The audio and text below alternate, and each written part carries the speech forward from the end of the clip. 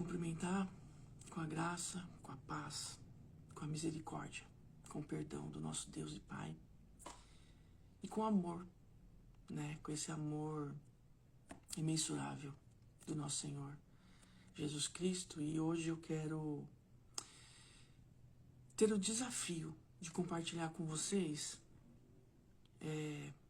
algo que toca muito no meu coração. E eu, assistindo um debate, é um assunto delicado, é um tema desafiador, ainda mais nos tempos de hoje, mas com base na leitura bíblica, eu gostaria de expressar aquilo que ardeu no meu coração enquanto eu ouvia certas coisas.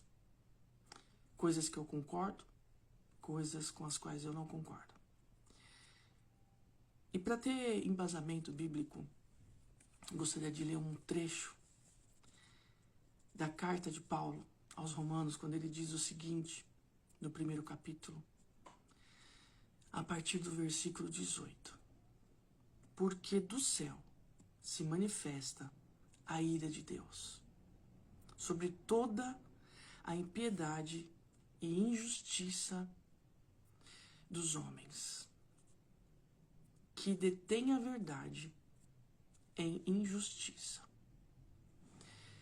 Pensando nisso, eu certa vez estava lendo esse versículo e algo me tocou profundamente, porque sempre que nós queremos defender a nossa própria justiça, nós vamos contra a verdade bíblica.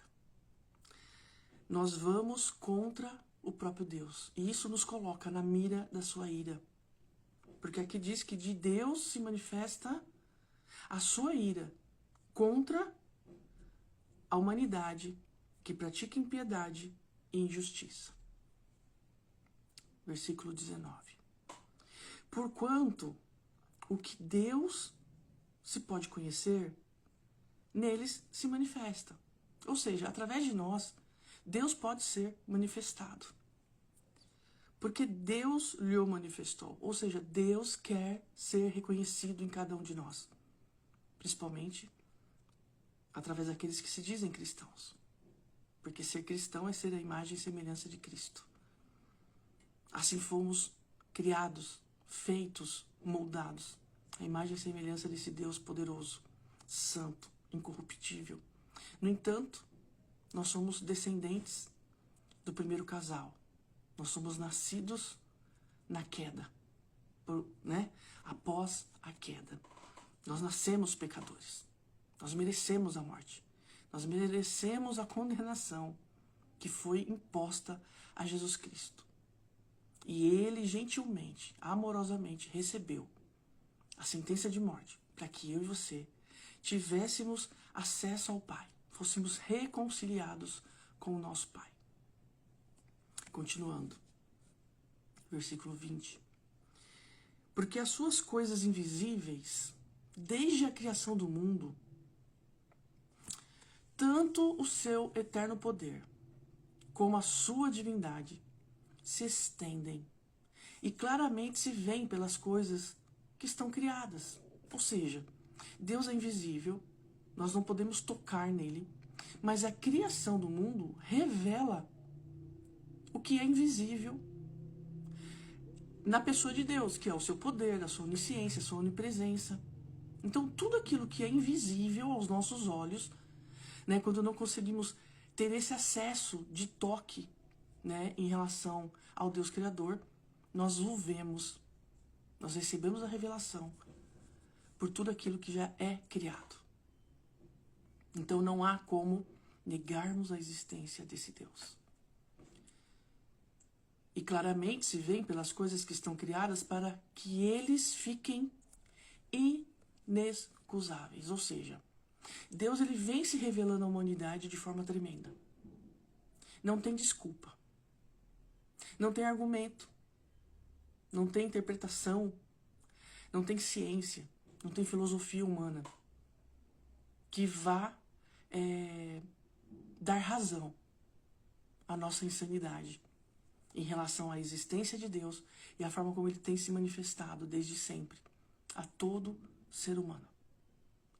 Independente se são pessoas salvas ou não salvas. Fato é que ele está se revelando a toda a criatura. A questão é se estamos ouvindo e se estamos atentos à santa palavra. Versículo 21. Porquanto, tendo conhecido a Deus, não o glorificaram como Deus. Então, o que acontece? Deus se manifesta para que ele seja conhecido de nós. Ele se manifesta para que, quando a humanidade o conheça, também seja a sua testemunha. Porque Jesus disse isso. Recebereis poder para que sejam minhas testemunhas. O poder é poder testemunhar de Cristo. A questão é que usamos esse poder para outras coisas. Mas enfim. Porquanto, tendo conhecido a Deus, não o glorificaram como Deus, nem lhe deram graças, ou seja, foram ingratos. Antes, em seus discursos, as suas teologias, a sua filosofia, a sua ciência, né, se desvaneceram e o seu coração insensato se obscureceu. Ou seja, Deus se revela, nós temos esse privilégio de conhecer a Deus, o próprio Deus veio em pessoa, na pessoa de Cristo, que é a cópia de Deus, que é a manifestação do Deus Todo-Poderoso. Mas nós, por causa do nosso coração insensato, desprezamos, não somos gratos, não entendemos o privilégio dessa manifestação divina para a humanidade. Dizendo-se sábios, tornaram-se loucos. Porque a nossa sabedoria, ela é uma sabedoria limitada, pautada no quê? Nas coisas do mundo, né? Nas coisas do próprio homem. É o homem ensinando o próprio homem. Mas Deus, ele quer se revelar a nós para que possamos nascer de novo. Para que possamos ter o entendimento à luz das Escrituras. Para que possamos, então, entender a magnitude do Evangelho, que é poder para a salvação do pecador. Só que para isso a gente tem que ler a Bíblia de forma isenta a tudo aquilo que sofremos de influência pelo mundo. Entende? Então aqui diz assim, e mudaram a glória de Deus, do Deus incorruptível, em semelhança à imagem do homem corruptível. Isso aqui, teve uma certa vez que eu tive um entendimento disso aqui, porque as pessoas falam assim, fulano quer ser Deus, né? Fulano quer ensinar a Deus a trabalhar. Pior que isso, é tornar o Deus incorruptível à imagem de um homem corrompido. Só que nós não nos damos conta. Então a gente quer transformar a Deus na nossa imagem e semelhança. Nós não queremos. A transformação que vem de Deus, para que nós sejamos a imagem e semelhança dele. E nós estamos na contramão, nos achando sábios, dizendo-se sábios tornaram-se loucos. Porque é isso. As pessoas pegam um versículo isolado e dizem assim, Deus pegou as coisas loucas para confundir as sábias. E tiram do contexto. E de Deus não se zomba. Então, aqui diz claramente que os homens que se julgam sábios mudaram a glória de Deus incorruptível em semelhança à imagem de Deus, de um homem corrupto, corruptível, imoral, caído. E muitas vezes nós vemos isso. E a partir disso, o que nós fazemos? Nós desenhamos a imagem. E nós damos um rosto para Jesus. E nós queremos nos cercar de ídolos, de coisas que ofendem a santa palavra de Deus. Obviamente também ofendem e descredibilizam a verdade bíblica. Então nós precisamos decidir aqui. Se nós somos crentes em tudo que a Bíblia diz, ou se a gente vai começar a pegar porções isoladas. Como se fosse uma prateleira. Isso aqui serve, isso aqui não serve. Isso aqui me alimenta, isso aqui não quero. Eu já fui assim, por isso eu estou compartilhando isso com você. E quando eu entendi esse texto, daí surgiu a minha conversão. Nós vamos chegar nesse assunto. Então, mudaram a glória de Deus. Eu já fiz isso. Eu criei um Deus que só cabia na minha caixinha. Isso foi muito perigoso. Mas seguindo com a leitura. Por isso também Deus os entregou às concupiscências de seus corações, à imundícia, para desonrarem seus corpos entre si.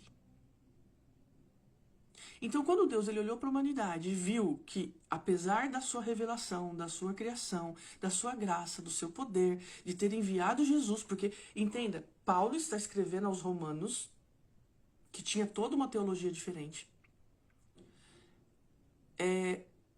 a partir de algo que ele aprendeu com Jesus. Jesus já havia estado aqui, correto? Aí a gente vai lá para Atos dos Apóstolos, quando menciona no texto histórico de que Jesus estava indo para Damasco para matar os cristãos, e de repente quem aparece no meio do caminho? Jesus. Paulo é impactado e ali ele se converte a Cristo, ao Evangelho e à verdade, e Deus destrona toda a religiosidade, todo o legalismo de Paulo. E Paulo, então, ele sai da religião para a graça. Ele dá um salto. Então nós temos que sair da nossa caixinha de religiosidade e darmos um salto e irmos para aquele que nos chamou para a sua graça, para a sua misericórdia, para desfrutarmos então de tudo aquilo que Deus tem para nós. Amém? E aí prossegue o texto. Pois estes mudaram a verdade de Deus em mentira. Dizer que a Bíblia diz uma coisa que ela não diz é chamar Deus de mentiroso. E honraram e serviram mais a criatura do que o Criador. E é o que acontece. As pessoas estão servindo, quando não estão servindo a si mesmas, estão servindo a outros, porque os outros concordam com as suas maluquices. E eu já fui esse tipo de pessoa. Ainda crendo em Cristo e ainda querendo Jesus muito, muito, muito, muito em meu coração, e era um desejo honesto e sincero, fato é que eu não queria abrir mão do meu pecado. Eu queria impor a Deus a minha interpretação do texto. E eu queria ensinar a Deus como é que ele deveria lidar com o meu pecado. Só que a palavra é muito clara. Eu estava literalmente entregue às minhas concupiscências. Eu me dizia sábia, na verdade eu era louca. Eu me dizia cristã, na verdade eu era uma enganadora de mim mesma. Correto? Porque eu queria encobrir o meu pecado. Eu queria algo que contrariasse o texto bíblico, dentro da própria Bíblia. Então eu inventava 1 milhão de estratégias. Inclusive a própria palavra de Deus, negando a verdade de Deus e chamando ele de mentiroso. Por isso Deus os abandonou, as paixões infames, porque até as mulheres mudaram o uso natural, no contrário, a sua natureza. Eu vou ler até aqui, porque é até aqui que me diz respeito em relação à minha vida de insanidade, em relação a tantos anos vivendo na prática da homoafetividade. Em 1993, eu estava na faculdade, conheci uma pessoa, essa pessoa me convidou, para a prática do pecado, digamos assim. Me fez uma proposta bem indecente, que na verdade alegrou muitíssimo a minha carne. E eu ali, querendo viver aquele pecado, aceitei o convite. Essa mesma pessoa também me convidou para ir a uma igreja, Primeira Igreja Batista de Santo André. Bom, quando eu fui, quando eu aceitei esses dois convites, na verdade eu gostei muito dos dois. Porque havia uma guerra entre a minha carne e o meu espírito. Então a minha carne se alegrou com o convite para ter um relacionamento sexual com aquela pessoa, com aquela mulher, e também me alegrou porque essa mesma mulher me convidou para ir à igreja. E quando eu ouvi falar de Jesus Cristo, o meu coração se alegrou também, porque era o meu espírito louvando e glorificando a esse Deus. No entanto, por conta de uma palavra de condenação, eu escolhi. Eu precisava fazer uma escolha. Ou eu renunciava o que eu era naquele momento, ou eu renunciava à verdade bíblica. Não tinha como a luz caminhar com as trevas. Não tem como ser cristão e estar no mundo ao mesmo tempo. É óbvio que nós estamos aqui. Mas lembra que Jesus um dia disse assim, Pai, eu não peço para que você tire essas pessoas do mundo. Eu peço que essas pessoas sejam guardadas no teu amor. Então, quando Deus olhou para mim, eu já tinha me apaixonado por Jesus. Na misericórdia de Deus, Deus decidiu guardar a minha vida. Mas eu decidi, conscientemente, simplesmente a viver o meu pecado. Porque tudo isso já tinha sido revelado a mim. A criação, o céu, a glória de Deus, eu já tinha um entendimento disso, mas Deus ali, então, ele me entrega as minhas paixões. E eu fui viver esse pecado, eu fui viver essa mentira, eu fui viver manipulada pelos meus desejos. Mas, para a glória de Deus, um dia eu encontrei um ambiente chamado Igreja Inclusiva. Eu não vou citar nomes, não vou dizer o endereço, nada disso, mas quem me conhece sabe. E nesse ambiente que eu conheci em 2014, dia 9 de março de 2014, foi a primeira vez que, naquela época, eu casada com uma mulher, eu fui até essa igreja para conhecer. Já havíamos visitado outras, tá?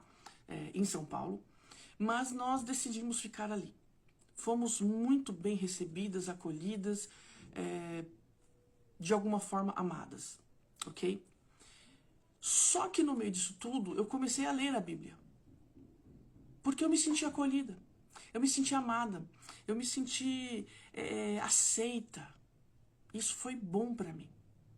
Então, tudo que me diziam ali se encaixava perfeitamente no meu modo de pensar a respeito de um cristianismo, de uma religião, da Bíblia.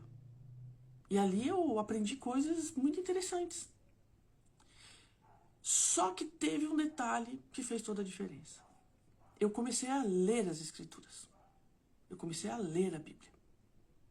Então eu comecei nessa instituição em 9 de março de 2014 e em julho de 2014 eu comecei a ler a Bíblia e comecei a devorar a Bíblia. Comecei a ler muito a partir de um episódio de oração. Porque houve uma campanha onde todos fariam jejum e todos iriam meditar e orar pela igreja, pela liderança, enfim, porque, em tese, né, o líder teria tido um sonho de uma revelação. Enquanto eu lia o texto, alguma coisa dizia assim para mim: entregue essa palavra para o seu líder, para o pastor, né? E eu entreguei. Naquela época não tinha WhatsApp, essas coisas, não me recordo muito bem se tinha WhatsApp, mas ninguém usava muito, enfim. Mas fato é que eu mandei a mensagem e até hoje eu não obtive uma resposta. Nem de sim, nem que não, mas para mim era claro que Deus estava fazendo algo na minha vida. Então ali eu comecei a ler, estudar e eu fui sendo confrontada. Porque a palavra de Deus começou a me dizer coisas diferentes daquilo que eu estava ouvindo. Diferente das pregações. Diferente do posicionamento das pessoas. Daquelas pessoas, dos meus iguais até então. Isso tudo começou a me dar um choque. Eu comecei a ficar enlouquecida, de fato. Eu cheguei num tempo, depois de um tempo, um bom tempo, congregando nesse ambiente, com aquelas pessoas e com aquela teologia, enfim, e eu comecei a ficar louca. Porque eu comecei a questionar tudo. Inclusive as pessoas que estavam ali. E é óbvio que quando se discorda, você é retalhada. E eu fui. Só que eu, de fato, estava doente porque a palavra de Deus começou a consumir a minha carne. A palavra de Deus começou a destruir a minha carnalidade. E eu comecei a simplesmente escolher entre acreditar no que aqueles homens me diziam, homens e mulheres, né? Entre aquilo que aquelas pessoas, aqueles meus irmãos na fé me diziam, ou se eu acreditava na palavra de Deus. E eu entrei em colapso. Fiquei doente, fui ao psiquiatra, tomei remédio. vários conflitos. Conflitos no meu casamento, que até então era com uma mulher, mas eu já não tinha mais apetite sexual. E Deus começou a trabalhar de uma forma a me levar para um lugar onde Ele me diria coisas muito, mas muito profundas no meu coração. E entre várias coisas que aconteceram, porque é muita coisa que Deus faz para salvar o pecador. Mas é muita coisa mesmo. Se eu tivesse tempo, eu ficaria aqui horas e horas falando sobre todas essas etapas. Mas fato é que Deus me leva para um lugar de reconciliação com Ele. E já não tinha mais espaço para pecado. Então eu acabei me separando dessa pessoa. Eu não entendi o que estava acontecendo, mas eu estava muito louca. De fato, eu estava louca por conta da minha vã sabedoria. E aquilo estava em conflito ardente dentro de mim, porque a palavra dizia uma coisa, a minha carne dizia outra, e as pessoas diziam outra, e eram tantas vozes que eu enlouqueci. Eu não tinha uma explicação para aquilo, e as pessoas me taxaram como loucas, e eu fiz coisas loucas, de fato. E eu me arrependo de cada uma delas. E eu peço perdão para todos aqueles que, de alguma forma, direto ou indiretamente, foram envolvidos na minha loucura. Hoje eu entendo. Na época eu não entendia, eu só achava que eu era maluca mesmo. E as pessoas me criticando. Os meus iguais passaram a ser desiguais na medida em que eu comecei a questionar a partir do texto bíblico. E como eu acabei servindo nesta igreja, eu tinha um cargo ali, digamos assim,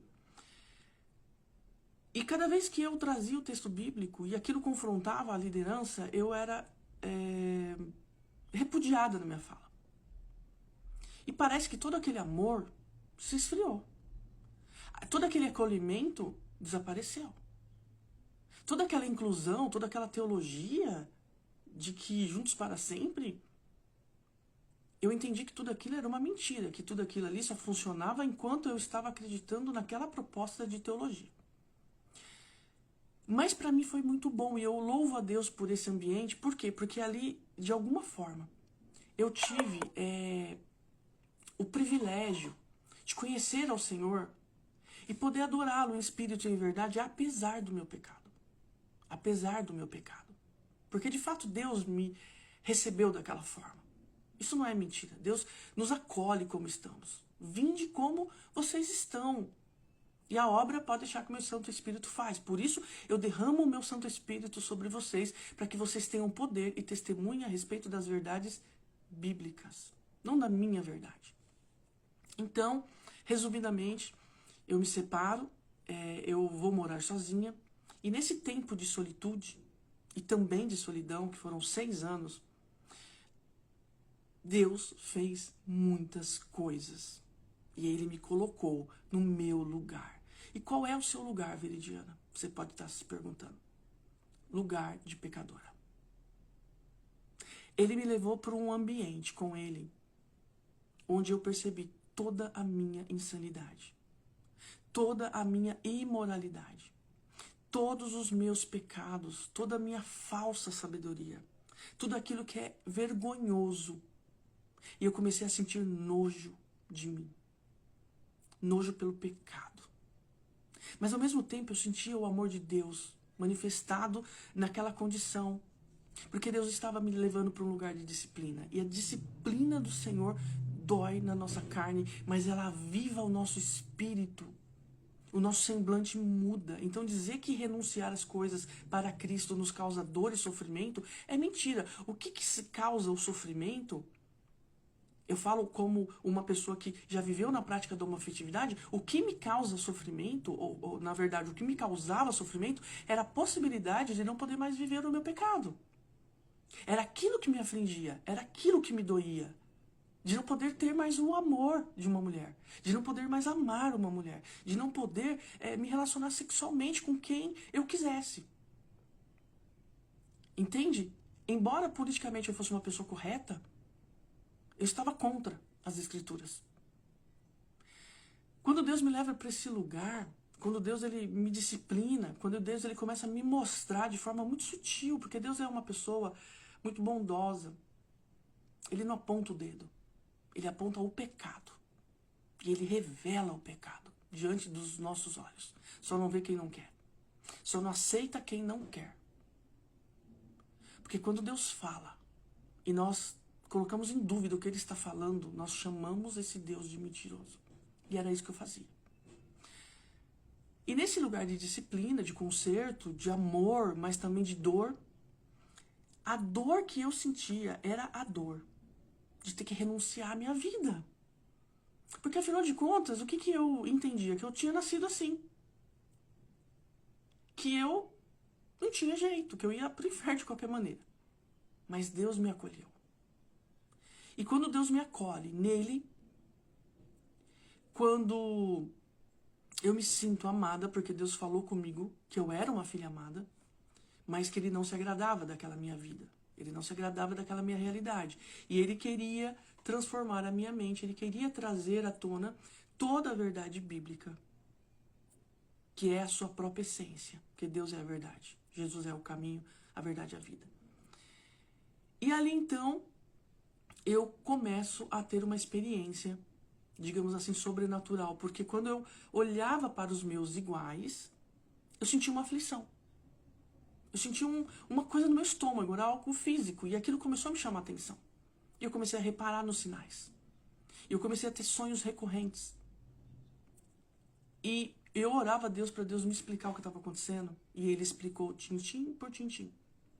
Toda mentira de Satanás, todo investimento desde o dia do meu nascimento, 27/2/1972. Deus trabalhando para a minha salvação e o diabo trabalhando para a minha destruição. O que acontece? É que o meio influencia. E eu fui gerada em pecado. Obviamente, eu sou pecadora. Eu não nasci santa e me corrompi depois. Não, eu nasci corrompida e Deus está lutando e trabalhando para a minha santificação. Pela palavra. Né? Porque o próprio Jesus disse, olha, vocês são limpos pela palavra. Não tem como ser limpo de outra forma. Eu posso tomar banho com alvejante, eu continuarei suja. Mas a palavra me limpa. E Deus fez uma transformação na minha vida, até que um dia eu peguei a minha Bíblia e falei para Deus, Senhor, eu estou te entregando tudo que eu tenho, tudo que eu sou, desse jeito. E eu acredito no seu amor por mim. Eu acredito na tua provisão. E o que eu posso fazer nesse momento é renunciar o que eu sou. Eu estou morrendo hoje para mim. E eu só te peço uma coisa. Sustenta-me nesta decisão. E Deus tem me sustentado nessa decisão. E a partir desse momento eu nunca mais tive desejos homoafetivos. Ah, Veridiana, então quer dizer que você é hétero? Não tem nada a ver uma coisa com a outra.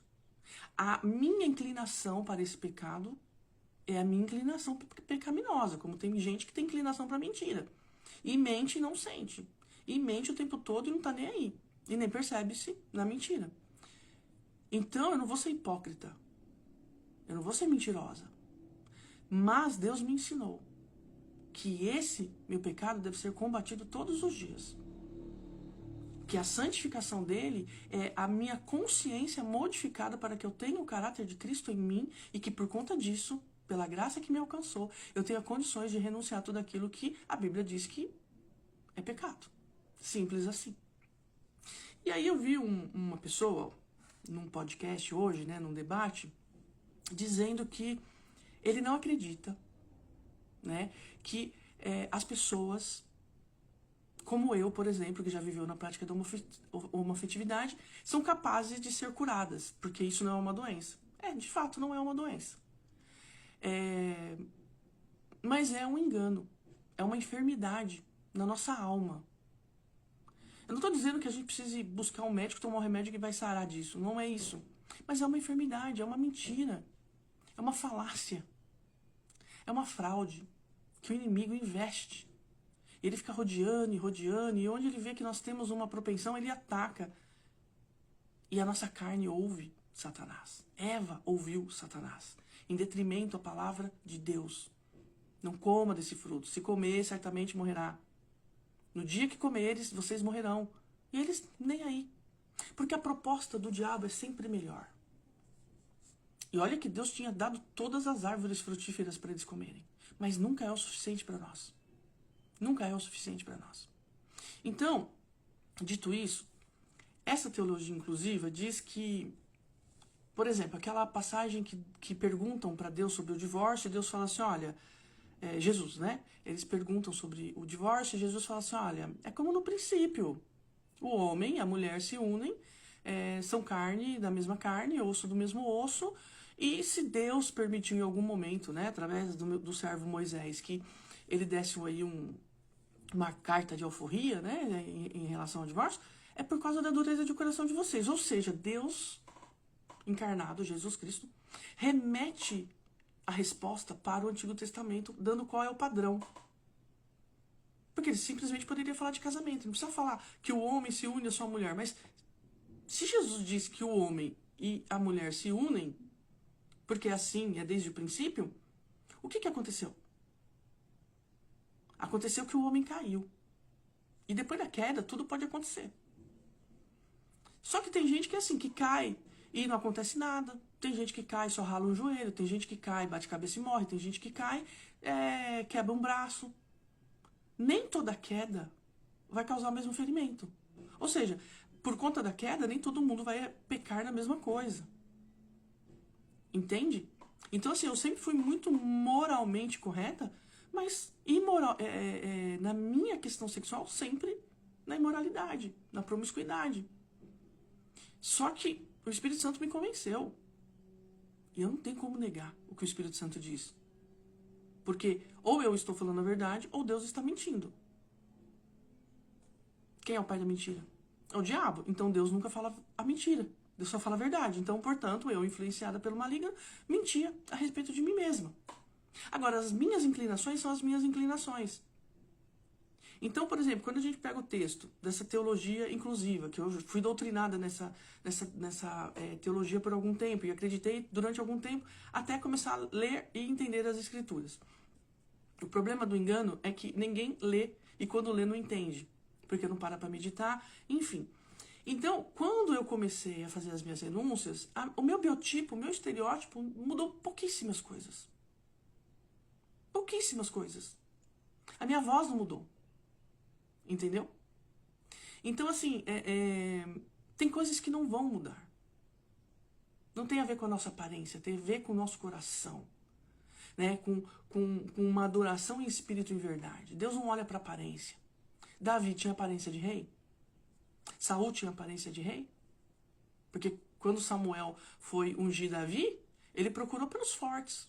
Ele procurou pelos que tinha porte de guerreiro. Não por um menino ruivo que tinha a aparência de pastor. Que era vergonhoso naquela época, inclusive. Como assim um pastor de ovelha vai ser rei sobre Israel? O próprio Samuel se enganou e Deus olhou para ele e falou o quê? Não julgues, não se atente para a aparência. Porque eu estou vendo o coração. E Davi foi um homem segundo o coração de Deus, apesar de tudo que ele aprontou.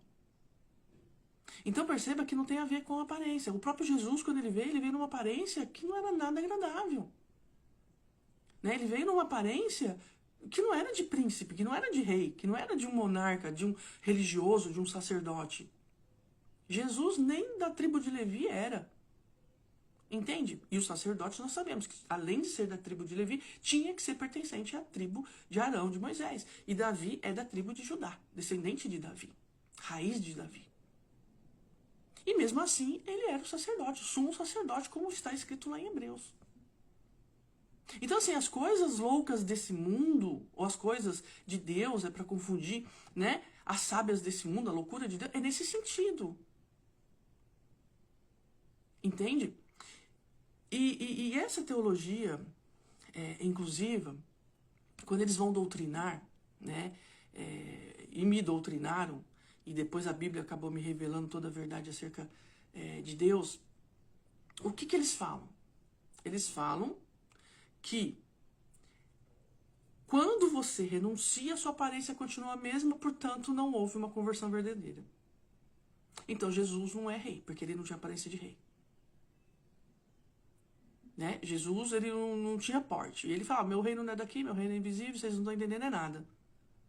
Então, olha o perigo. Outra coisa, quando eles vão falar da passagem dos eunucos, o que eles falam? Ah, nós somos os eunucos, nós os homoafetivos, Nós somos os eunucos. Essa passagem nos representa, porque exatamente naquela passagem que eu falei um pouco atrás aqui na minha fala, quando Jesus está falando sobre o divórcio, ele fala assim, mas nem todo mundo vai poder receber essa palavra de casamento, porque tem os eunucos. Alguns nascem assim, outros são feitos eunucos e outros escolhem ser eunucos. Mas aí é estranho, porque assim, tá, o homoafetivo defende a tese de que ele nasce assim. Ele não é feito eunuco e ele não é eunuco por opção. Então, assim, como que eles podem comparar que o eunuco, naquele texto, é o homoafetivo de hoje, se o próprio Cristo disse, olha, tem gente que nasce eunuco, tem gente que é feito eunuco, e tem gente que opta em ser eunuco. Então, alguma coisa também essa fala já é um pouco conflitante.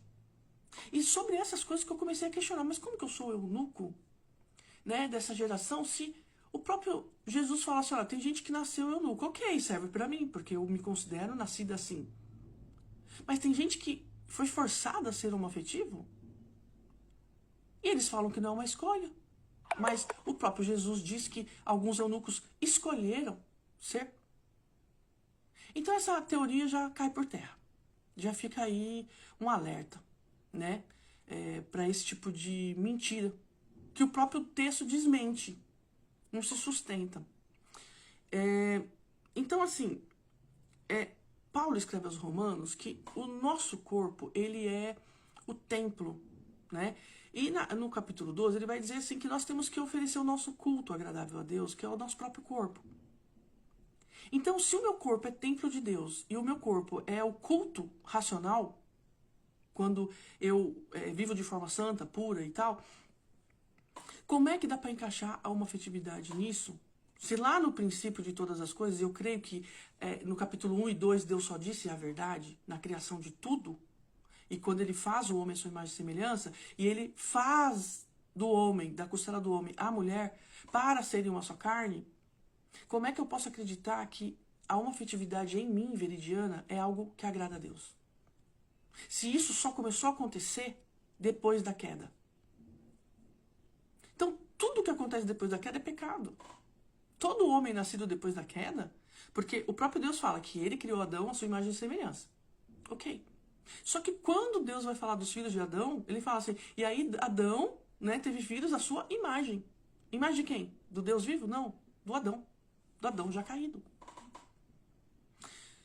Então, assim, é interessante essa teologia inclusiva. Eu não estou aqui para fazer retaliação com pessoas. Eu só estou aqui para dizer o que aconteceu comigo. Porque quando as pessoas dizem que não há cura, que não há transformação, é porque isso, porque aquilo, eu estou dizendo que essa teologia, para mim, é uma falácia, é uma mentira. Existe, sim, libertação de uma condição de pecado, onde cada um, entendendo à luz das Escrituras, quem é Deus, quem é Jesus e quem é o Espírito Santo, de ter discernimento e sabedoria do alto para saber o que pode e o que não pode, diante de Deus, de um Deus que é santo, santíssimo. Eu fiz a minha escolha. Eu sou muito feliz. Porque eu tirei todos os meus... aliás, eu desocupei o trono do meu coração e eu permiti que Jesus se sentasse nele. E que me ensinasse. Ainda tem muita coisa para mudar. Né? Ainda tem muito pecado em mim, que eu luto. Alguns são mais fáceis, outros nem tanto. É complicado naquilo que é oculto. Mas a palavra torna evidente tudo aquilo que não agrada a Deus. E eu oro a Deus todos os dias que Ele mostre para mim o meu pecado, como Ele fez na homoafetividade. Porque como eu tinha uma vida politicamente correta, né, moralmente, entre aspas, correta, eu achava que aquilo ali era só um detalhe, e que Deus não iria fazer acepção de pessoas. E de fato Ele não faz acepção de pessoas para a salvação. Mas o céu é o lugar de pecadores arrependidos, que reconhecem a verdade bíblica e que, principalmente, entendem a sua condição de miséria e de dependência total no Santo Espírito de Deus para uma tomada de decisão assertiva pela santa doutrina de Jesus Cristo. sobre isso que eu queria falar. É lógico que tem muito mais coisas a serem ditas, mas assim, cuidado com as teologias que estão sendo pregadas por aí. Não só essa teologia inclusiva, teologia de toda a natureza, que coloca Jesus num lugar que nunca foi dele e nunca será. Jesus é o Rei dos Reis. E não importa a aparência com que ele veio. Jesus é o Deus encarnado. E não importa a aparência com que ele veio. A palavra dele é santa e não importam as nossas interpretações equivocadas e influenciadas por tudo aquilo que nós aprendemos no mundo. E nós precisamos acessar esses lugares, né, de uma fala mais assertiva em relação à palavra. E quando nós lemos a palavra, nós temos que entendê-la da forma como Deus quis transmitir a mensagem. Porque a palavra não é nossa. A mensagem não é nossa. Entende? Então, assim, que possamos verdadeiramente, né, buscar de todo o coração discernimento para compreender o que de fato Jesus quer de cada um de nós. Eu não sou igual a você, você não é igual a mim. Mas Deus nos quer como pessoas com caráter de Cristo. A imagem e semelhança do Filho perfeito, do Filho que nos substituiu na cruz do Calvário. Você entende? Então, apesar das nossas divergências de opiniões, a palavra não é uma opinião. A palavra é manual de sobrevivência, de graça, e que expõe o caráter santo de Deus a nós. E nós devemos nos render à verdade das Escrituras. Que Deus te abençoe.